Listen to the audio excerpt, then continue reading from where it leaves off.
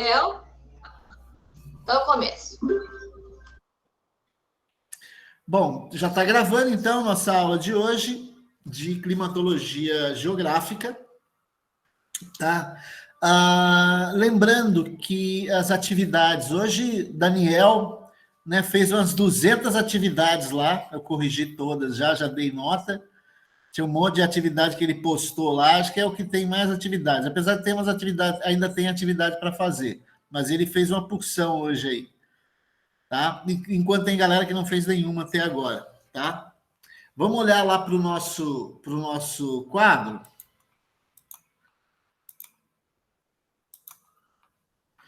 Tá? Então, na aula de hoje, a gente vai falar sobre classificação climática. Tá? Então, a gente vai falar hoje sobre classificação climática.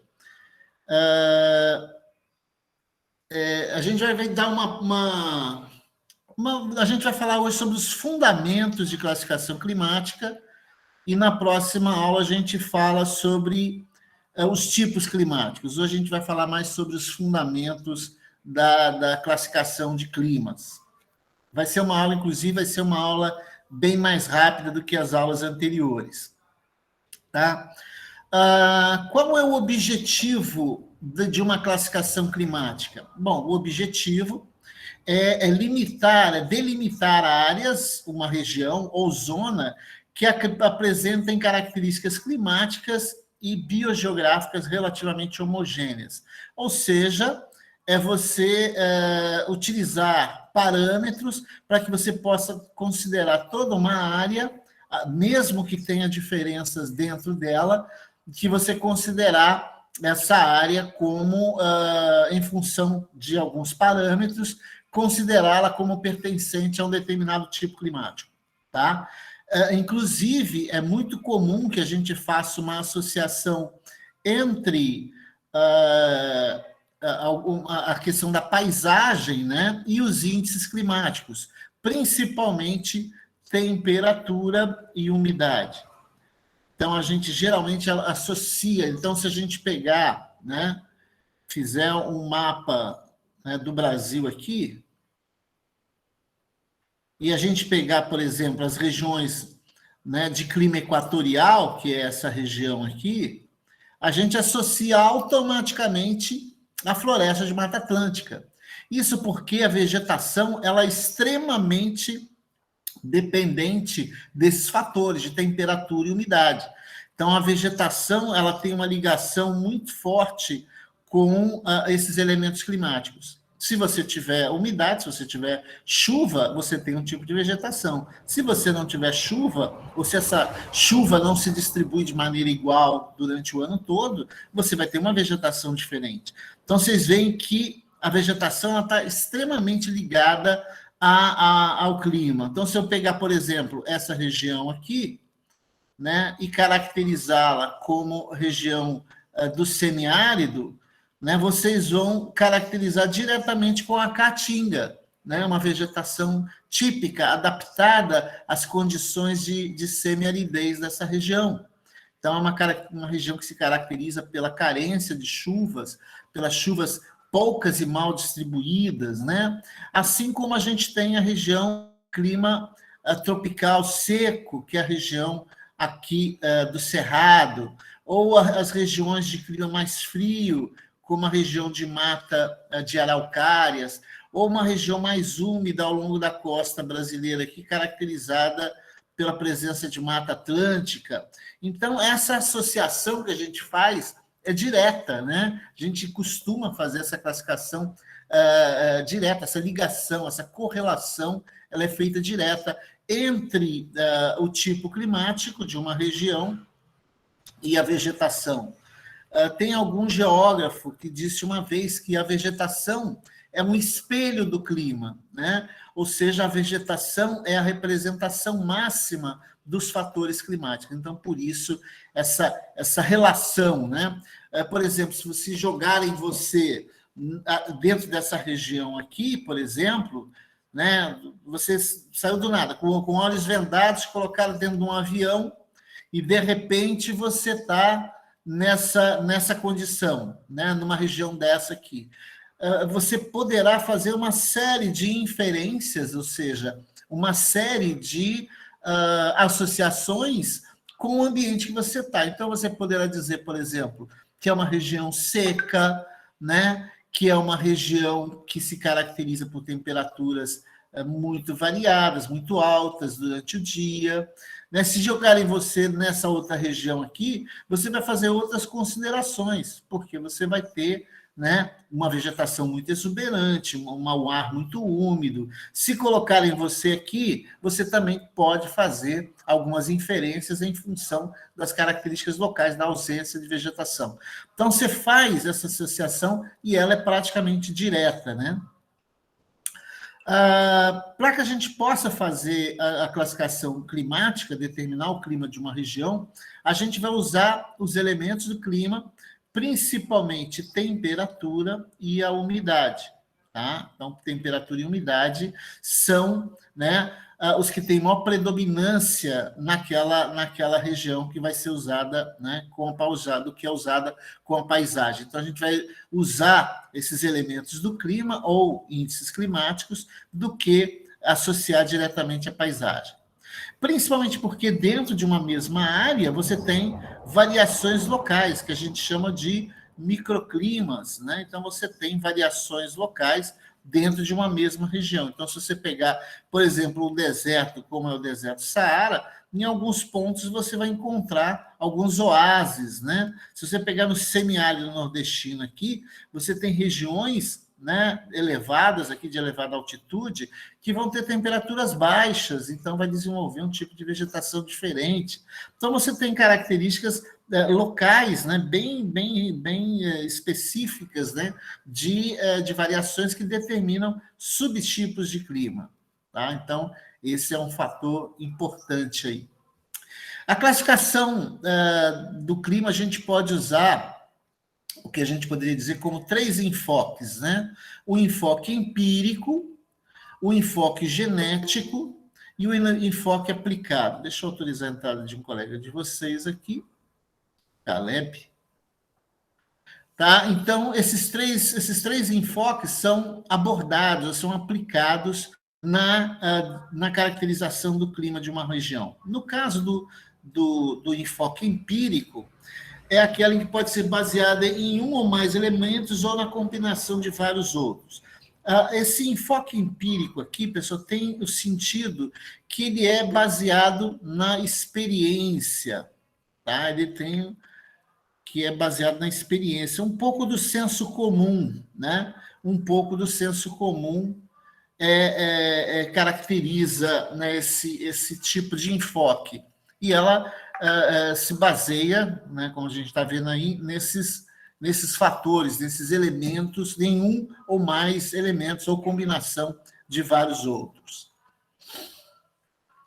O enfoque térmico é quando você tem um clima que é definido em função de ser quente, ou de ser frio, ou de ser temperado, né? Ou outros definidos por limites principalmente estatísticos, né? Ou seja, em função de temperatura. Então, você pega, por exemplo, um clima tropical frio, né? Ou um clima de montanha temperado, né? E acompanhado de outros elementos, por exemplo, com chuvas o ano todo, com período seco, com período chuvoso. Então, você tem subtipos que podem ser identificados a partir de determinadas características locais desse clima. Então, você pode usar esse critério térmico, se ele é quente, se ele é frio, né? É quente sem chuvas, por exemplo, ou é quente com chuvas torrenciais. Então, existem esses tipos de classificação. Aqui você tem alguns exemplos, e a gente vai falar desses exemplos no final, lá no final da atividade, que são os climogramas. Então, esses gráficos aqui são chamados de climogramas. Tá? Basicamente, depois a gente vai falar um pouquinho mais, mas ele é simplesmente um gráfico que representa as barras, representa a precipitação pluviométrica, quanto choveu durante cada mês. Aqui você tem essa linha horizontal aqui, corresponde aos meses do ano. Aqui na vertical, você tem a quantidade de chuva, então 100 milímetros, 200 milímetros, 300 milímetros, e do lado de cá você tem as temperaturas, né, definidas aí num determinado intervalo. Então, cada barrinha dessa aqui representa o quanto de chuva teve durante aquele mês. E essa linha vermelha aqui representa o comportamento da temperatura ao longo do ano. Então, por exemplo, vocês veem que a temperatura cai aqui no meio do ano, mas a temperatura é mais elevada aqui nesses dois períodos, tá? E a chuva chove muito o ano todo. É um exemplo aqui da região amazônica. Você já pega em Maceió, por exemplo, que as chuvas, né, são poucas em janeiro e fevereiro e no final do ano, mas elas se concentram bastante no meio do ano. E as temperaturas caem um pouquinho aqui, apesar que a variação não é tão grande. Em Cuiabá, no Mato Grosso, já inverte, né? O meio do ano é muito seco, enquanto que no início e no final do ano chove mais, né? E esse meio do ano as temperaturas são mais baixas. Você pega em Cabaceiras, na Bahia, né? Você tem o meio do ano, né? Um pouquinho mais de chuva, março, abril, maio, né? E as temperaturas mais baixas. Né? Em Poços de Caldas, você já tem, ao contrário, chove bastante no início, né, do ano e no final do ano, e as temperaturas também caem aqui no meio do ano. Aqui uma outra situação de Porto Alegre, então aqui a temperatura cai mais ainda. Tá? E para cada tipo climático desse aqui, a gente tem um tipo de vegetação que a caracteriza, aquela frase que eu falei para vocês. Né? O clima, né? A vegetação é o espelho do clima, tá?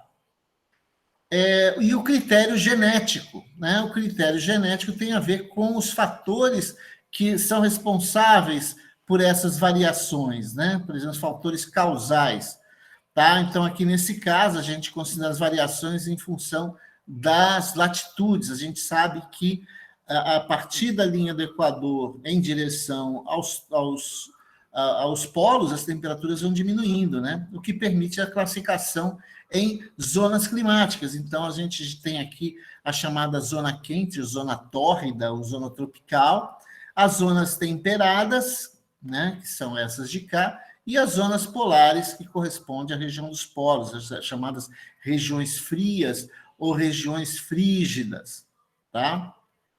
Que ainda mesmo sabendo que há outros fatores, por exemplo, se você estiver aqui em La Paz, no alto da montanha dos Andes, aqui não vai ter nada de temperatura muito alta nessa região, as temperaturas vão ser baixas por causa da altitude. Então, você, sem levar em consideração, né, esses outros fatores, você define essa região como região tórrida, ou região quente, ou região tropical, mas podem ter variações aqui em função de outros fatores climáticos. A gente sabe que não é, né, os fatores, né, altitude, latitude, são importantes na definição do tipo climático. Como a gente faz essas correlações com a vegetação e o índice térmico, né? Então, a gente considera aqui, por exemplo, se você pegar essa pirâmide aqui, considerar o aumento da umidade para cá e a diminuição para cá, se considerando, e o aumento da temperatura em direção, né, à base dessa pirâmide. Então, nas regiões, né, mais quentes, mas que chove bastante, você vai ter as florestas tropicais. Nas regiões tropicais, mas que chove muito pouco, você vai ter os desertos. Numa transição, você vai ter as savanas. Na região temperada, onde você tem uma boa distribuição de chuvas, você tem a floresta temperada, que se difere basicamente da floresta tropical, porque a floresta temperada não tem muita biodiversidade, você tem poucos tipos de plantas. Na transição para os desertos, você tem savanas ou chaparrais, né, como chama lá no México. E se a diminuição de chuva, você vai ter climas desérticos. Subindo aqui, as temperaturas estão diminuindo, né? Na região chamada região subártica. Então, independente de aumento de umidade ou diminuição da umidade, você vai ter a floresta boreal. E no extremo dessa pirâmide, onde as temperaturas são muito baixas, onde praticamente não chove, você vai ter a tundra. Tá? Então, as classificações climáticas associam-se com a vegetação. Então, floresta úmida, desertos, estepes, dentre outros. Os limites são um pouco imprecisos por causa de variações locais. Então, a gente pode ter essas variações locais. E aqui a gente tem os climogramas, né? Alguns climogramas aqui para exemplificar. Então, aqui eu falei que você tem os meses do ano: janeiro, fevereiro, março, abril, maio, junho, julho, agosto, setembro, outubro, novembro, dezembro. Do lado de cá, as precipitações pluviométricas, quanto choveu, né, em cada mês. E aqui do lado de cá você tem as temperaturas. Então, a cada mês você vai marcando nesse seu gráfico, para chegar no final do mês, no final do ano, você poder determinar qual é o tipo climático daquela região, né? Então, vamos montar um aqui para a gente ver como é que faz. Vamos pegar um aqui de uma determinada região, onde você tem essa distribuição de chuvas e temperaturas ao longo do ano. Do lado de cá você tem a temperatura, e nessa linha da tabela, nessa coluna da tabela, você tem a precipitação pluviométrica. Então, isso aqui, o que eu fiz? Todos os dias, durante um ano, eu medi as temperaturas máxima e a temperatura mínima, né? Então, a temperatura mínima e a máxima, e obtive uma temperatura média a cada dia. Depois eu peguei a temperatura média de cada dia durante um mês e obtive a média mensal. Então, esses dados aqui de temperatura 24,8 é a temperatura média mensal, ou seja, as temperaturas médias diárias, eu obtive a temperatura média mensal. E do lado de cá eu instalei, né, um pluviômetro, né, e a cada dia eu fui lá e registrei quanto tinha chovido durante o período de 24 horas. Então, obtive esses dados aqui. Então, vamos montar o nosso climograma. Então, por exemplo, no mês de janeiro, né, choveu 245,8 milímetros. Então, você tem aqui o mês de janeiro, né, 248, chegou lá, né, quase lá em cima, tá? Choveu essa quantidade aí. No mês de fevereiro, choveu um pouco menos, choveu 205. Então, mais ou menos aqui. Não estou conseguindo fazer uma linha reta, mas pensem nisso como uma reta.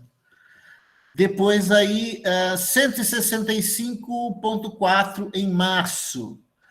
Né? Então, aqui 150, 165 em março. Depois aí 67,9 em abril. Então, é 50, 67,9, mais ou menos aqui em abril.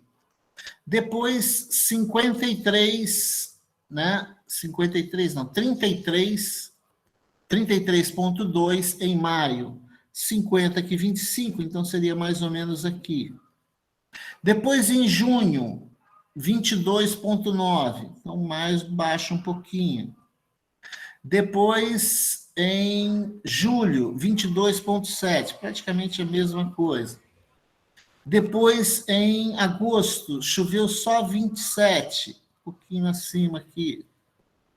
Depois, em setembro, 57,2, então aí já chega aqui 50, mais ou menos aqui, 57,2.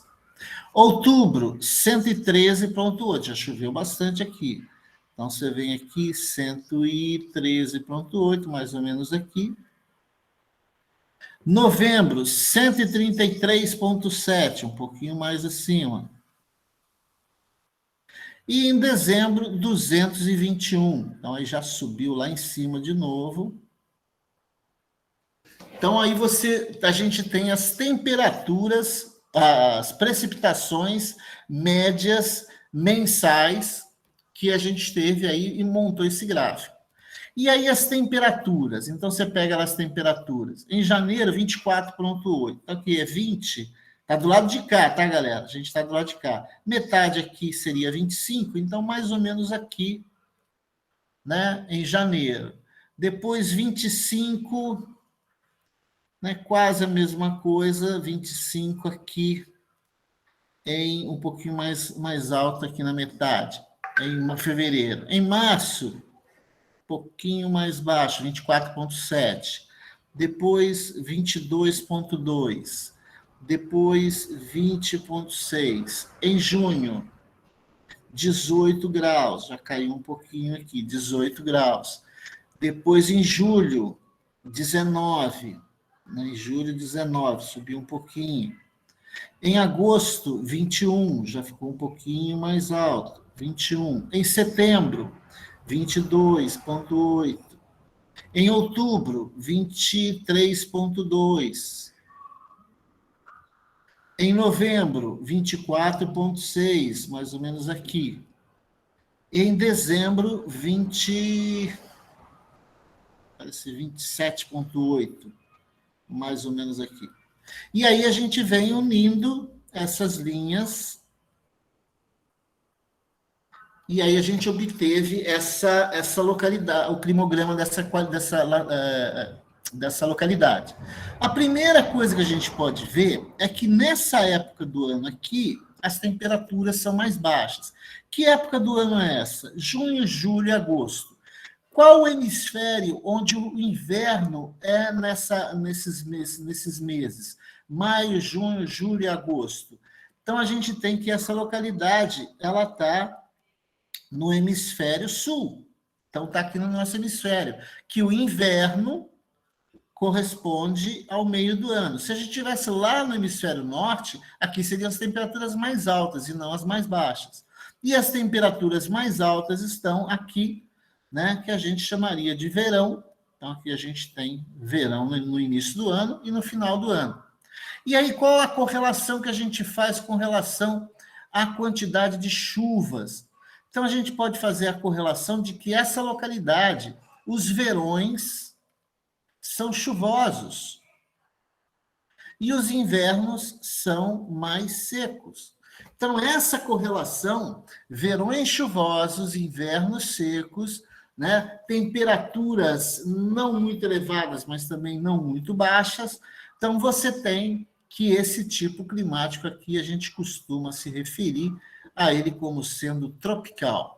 Então, essa aqui é a característica básica do tipo climático tropical.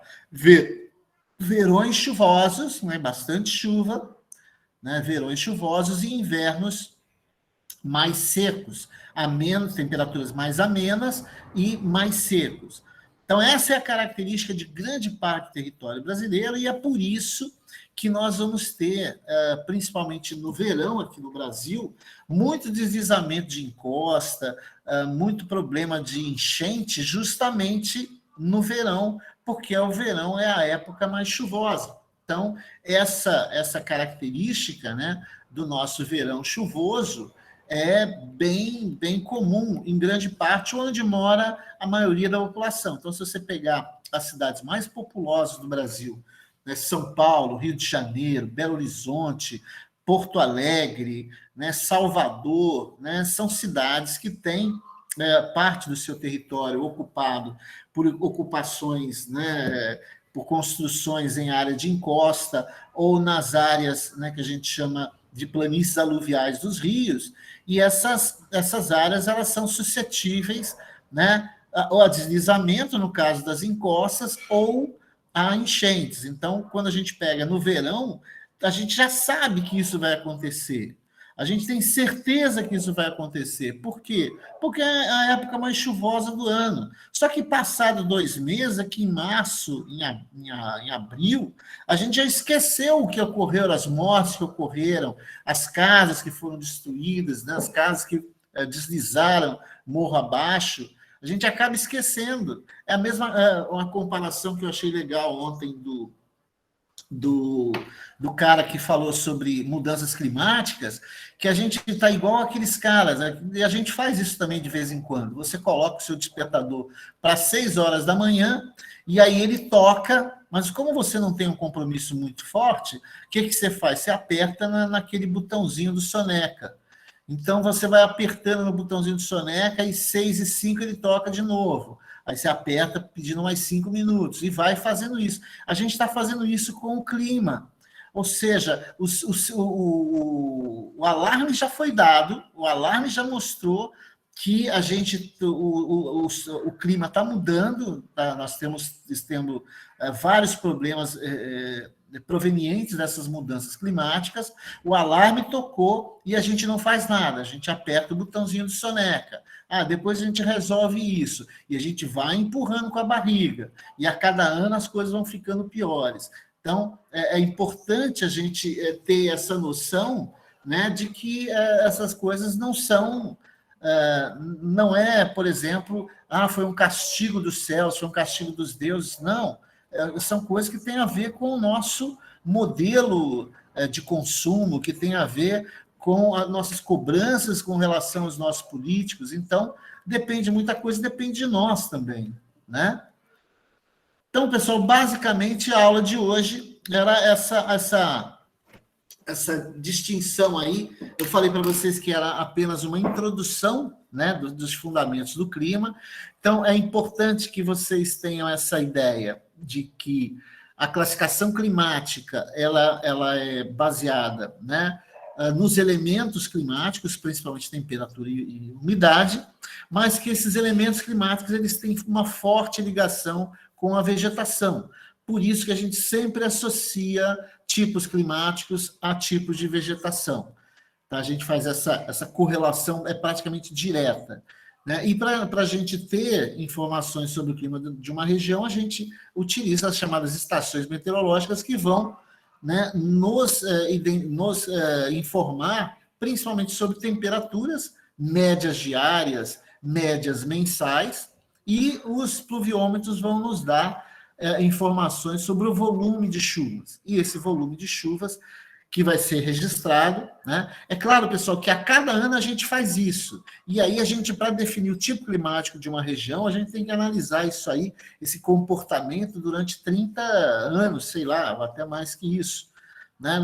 A gente não usa apenas uma vez, a gente tem que analisar, tem que ver o histórico dessa condição, porque pode ser que ocorram determinados eventos que estão fora dessa realidade.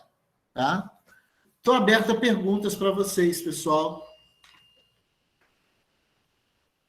Na próxima aula a gente vai falar sobre a classificação de Köppen, que é uma classificação, uma das mais comuns das classificações. A gente vai falar sobre ela na próxima aula. Hoje foi só essa introdução mesma sobre clima, sobre classificação climática.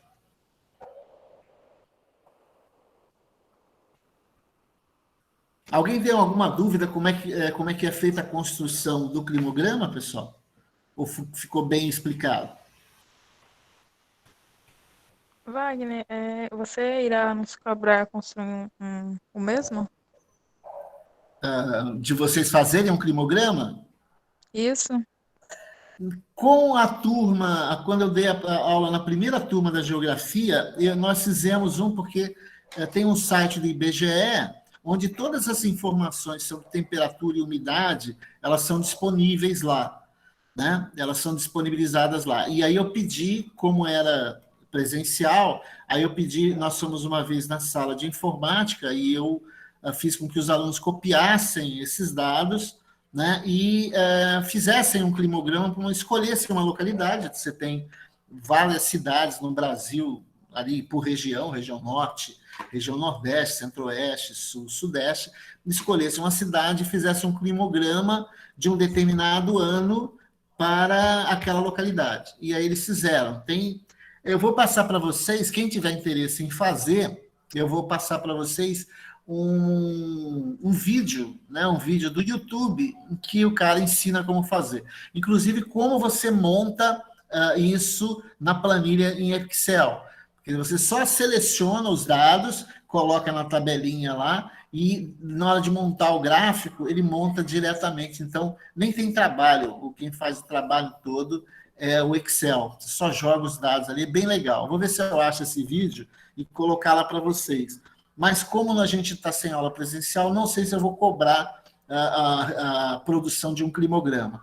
Mas seria até legal fazer em papel mesmo, eu passar alguns dados, né, e vocês fazerem em papel milimetrado, ou papel, qualquer tipo de papel usando régua, né, vocês fazerem o desenho lá e identificarem qual é o tipo climático. Mas é uma opção que a gente pode pensar. Tem alguma atividade para essa semana?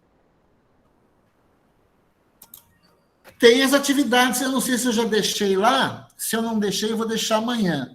Mas geralmente sempre tem o mapa mental e o glossário. Eu não lembro se eu já disponibilizei lá, mas se eu não disponibilizei, eu vou disponibilizar amanhã. Amanhã cedo eu estou colocando lá.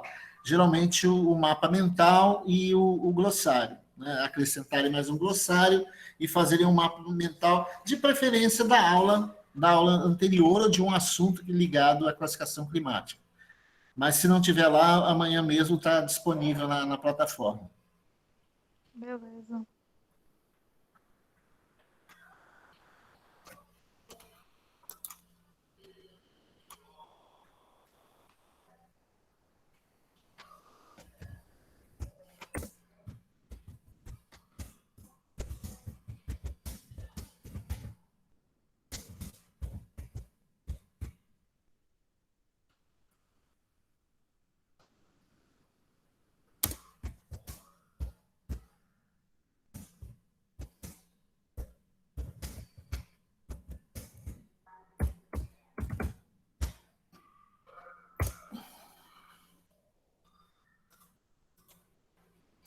Dúvidas e perguntas, galera?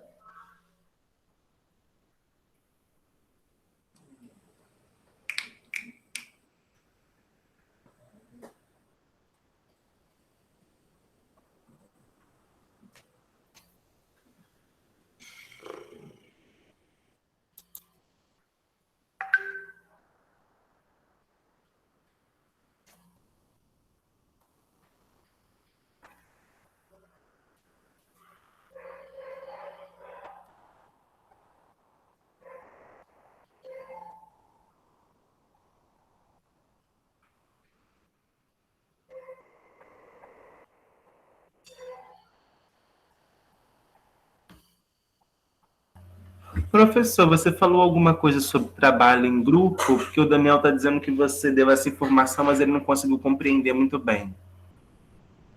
Não tem nada de trabalho em grupo, não. São só trabalhos individuais. Eu falei que acho que eu não coloquei ainda nessa semana as atividades da semana, que é geralmente o glossário e o mapa mental. É individual, todas as atividades são individuais, não tem nenhuma atividade em grupo. O que eu estou pensando e que a Daniele perguntou é se eu vou pedir para vocês construírem um climograma. Provavelmente sim. Não nessa semana.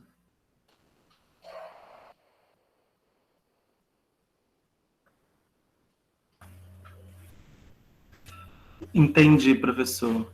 Mas é porque você falou sobre a questão do Excel, aí eu não consegui compreender muito bem. Não, é porque esse climograma tem uma forma de fazer ele que você utiliza o Excel, né, que é uma planilha eletrônica, né, e ela já produz o gráfico automaticamente. Tá? Eu vou passar o videozinho para vocês, mas a atividade não precisa ser feita utilizando esse Excel, não. Dá para fazer manualmente mesmo, com lápis e régua.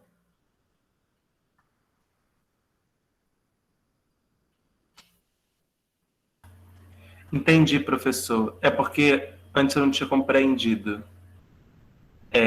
Eu fiquei pensando que a gente iria fazer de uma outra forma. Mas é uma boa estratégia também utilizar o Excel, né? É.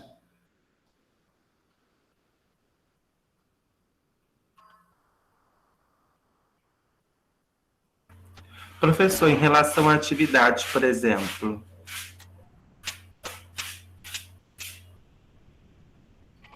em relação à atividade do conteúdo massas do ar, eu estou com muita dificuldade de fazer porque eu não consegui compreender muito bem. Eu queria saber se de repente você pode me dar um auxílio, né? Porque eu não sei como é que é para fazer, os temas que eu preciso abordar nesse trabalho, eu estou em dúvida, com dificuldades para conseguir realizar essa tarefa. Deixa eu tentar fazer aqui, de novo, né? Então, em primeiro lugar, né, o que são massas de ar? Então, massas de ar. Então, geralmente, a gente começa com o conceito de massa de ar. Então, qual é o conceito de massa de ar? É um grande bloco ou bolha de ar que se forma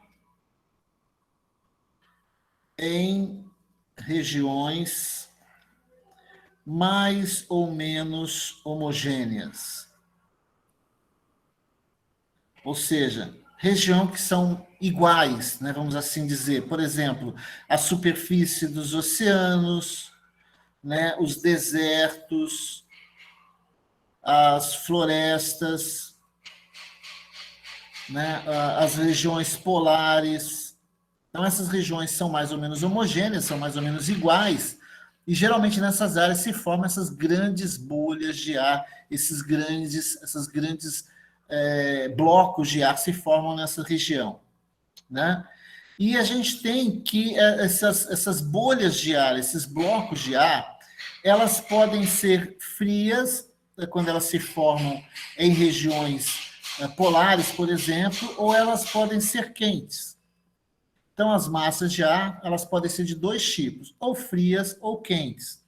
E sendo frias ou quentes, elas podem ser úmidas, quando ela tem bastante vapor d'água, e pode ser seca. Assim como as quentes também podem ser úmidas, quando se forma, por exemplo, em cima do oceano, ou podem ser secas também. Tá? Então, a gente tem basicamente esses dois tipos de massas de ar. E as massas de ar, elas se deslocam. Nesse deslocamento, né, quando elas se deslocam, geralmente elas vão das regiões frias, de alta pressão atmosférica, para as regiões quentes, que são as regiões de baixa pressão atmosférica. Nesse caminho, nesse deslocamento de uma região para outra, né, o que vai acontecendo? Uma massa de ar fria, que se desloca para uma região quente, né, para uma região quente, ela vai ganhando temperatura, vai se deslocando para uma região e ela vai perdendo as suas características originais. E aí, quando você tem o contato de duas massas de ar, você tem o que a gente chama de frente. Então, uma frente é esse contato entre duas massas de ar. É o contato de duas massas de ar. Tá? Então, o mapa mental que você quer fazer sobre massas de ar, você pode falar isso tudo, né? Começar falando sobre o conceito, sobre os tipos de massa de ar, qual é a dinâmica dela, como ela se movimenta, né? De onde para onde, e o que ocorre nessas regiões de frente. Você tem mudanças de temperatura. Então, você tem mudanças de temperatura, você tem mudanças de umidade, e essas mudanças ocorrem quando você tem uma passagem de uma massa de ar, de uma região com uma massa de ar para uma outra região. Tá? Então, basicamente, é isso que eu coloco para ser feito nos mapas mentais, para vocês reproduzirem isso aí. E aí vocês podem reproduzir isso com desenhos, com fotos, com imagens, como ele mesmo já fez em alguns mapas mentais que ele já fez.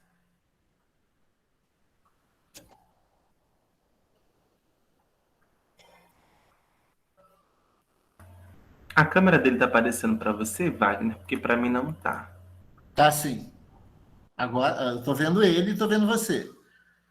Tô vendo a imagem dos dois.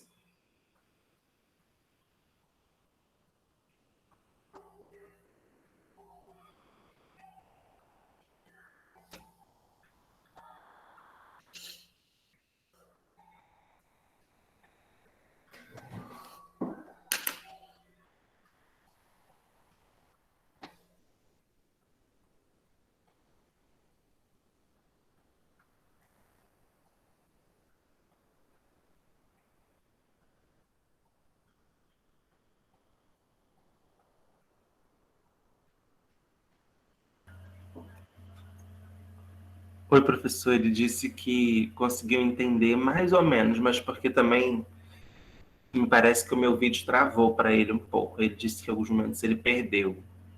Acho que ele conseguiu entender um pouco, sim. Mas o desenho está aí. Eu vou deixar até ele aberto aqui de novo. Tá? Então, aqui você tem o conceito de massa de ar, né? Os tipos de massas de ar, qual é a dinâmica dessas massas de ar, de onde elas se deslocam e quais as mudanças que elas provocam, né? Basicamente é isso que, né, quando a gente falou sobre esse fator climático aí.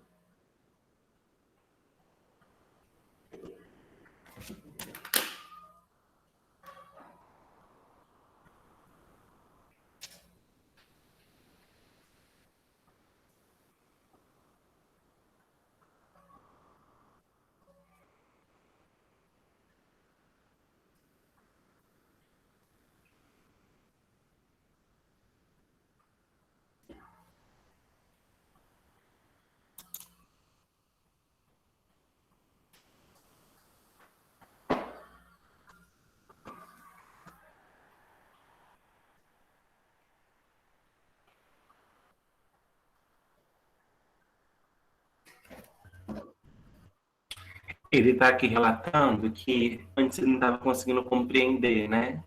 Principalmente essa questão da mudança da temperatura, que é o que você explicou para ele agora.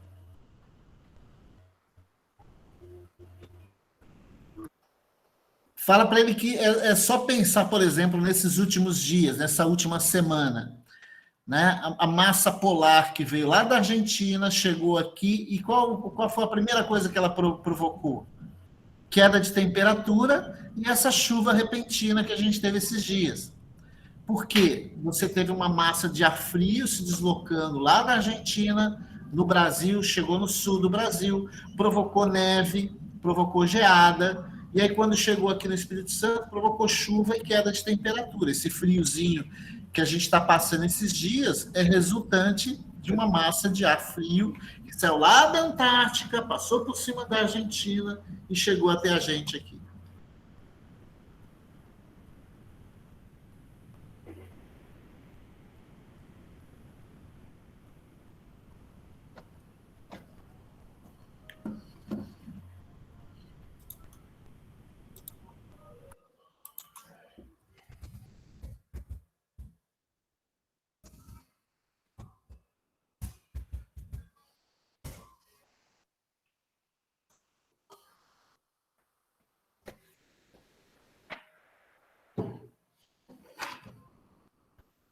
Wagner, ele está sinalizando alguma coisa?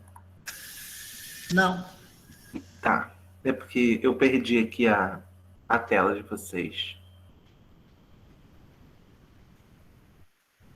Já vou interromper a gravação aqui, porque ninguém tem mais pergunta, o pessoal já está... Desejar a vocês uma boa semana, uma semana produtiva e até a próxima terça.